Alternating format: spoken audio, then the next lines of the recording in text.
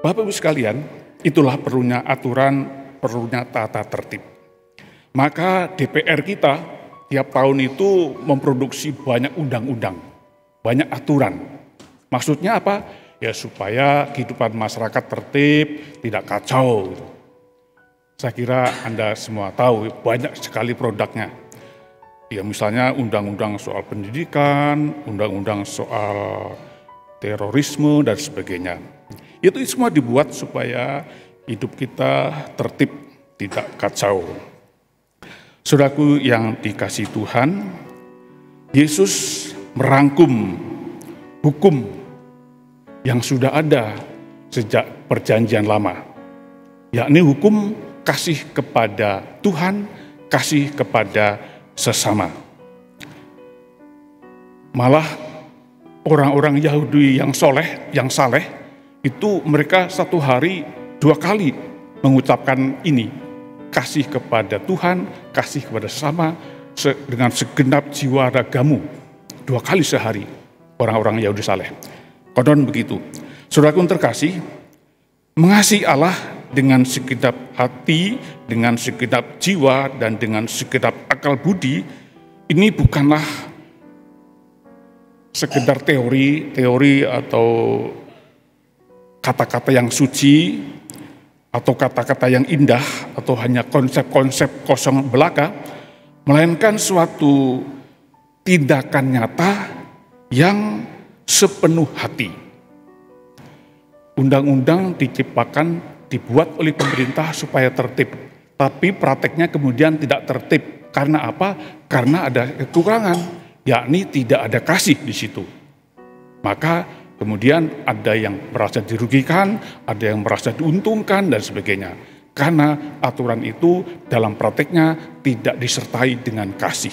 Nah hari ini Tuhan Yesus mengajari kita, mengingatkan kita supaya mempunyai kasih kepada Tuhan, kepada sesama dengan segenap hati. Lalu sekarang tindakannya seperti apa? Mencintai sesama, mencintai Tuhan. Sudah disebutkan dalam perjanjian lama, dalam bacaan pertama tadi, jangan menindas orang asing, jangan menindas orang janda, jangan menindas anak yatim. Itu praktiknya. Atau juga jangan meminjamkan uang ke orang miskin dengan bunga tinggi. Atau juga segera mengembalikan barang yang digadaikan pada waktunya. Itulah praktek-praktek kita untuk memenuhi apa yang diajarkan oleh Tuhan Yesus. Kasihilah sesamamu, kasihilah Tuhanmu. Saudaraku terkasih, tentu tindakan kasih yang sepenuh hati ini ya diharapkan betul-betul keluar dari hati kita, sehingga tindakan kita itu tidak membuat orang menjadi bodoh, menjadi tidak mau berusaha lagi. Ya karena kita kasih terus, lalu dia tidak mau berusaha. Jangan sampai ke sana. Lalu juga tindakan yang penuh kasih itu harus bertanggung jawab. Kasih tidak membuat orang merasa diperbudak.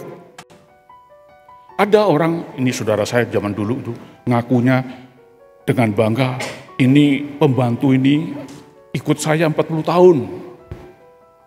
Dia punya pembantu 40 tahun, bangga. Harusnya jangan bangga. Harusnya meningkat, jangan pembantu terus begitu. Tapi ada orang yang demikian, sengaja orang itu jangan berkembang. Nanti kalau berkembang pinter dia kabur.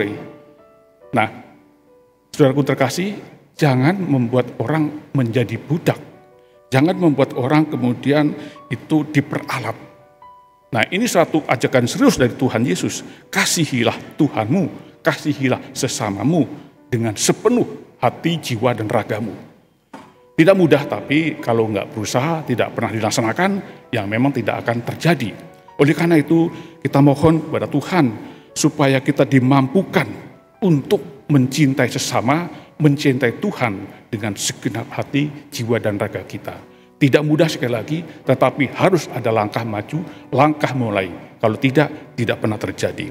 Kita sekali lagi mohon kepada Tuhan, semoga kita bisa melaksanakan cinta kasih itu dalam kehidupan kita sehari-hari, orang-orang sekitar kita, orang dalam masyarakat luas ataupun juga kepada negara.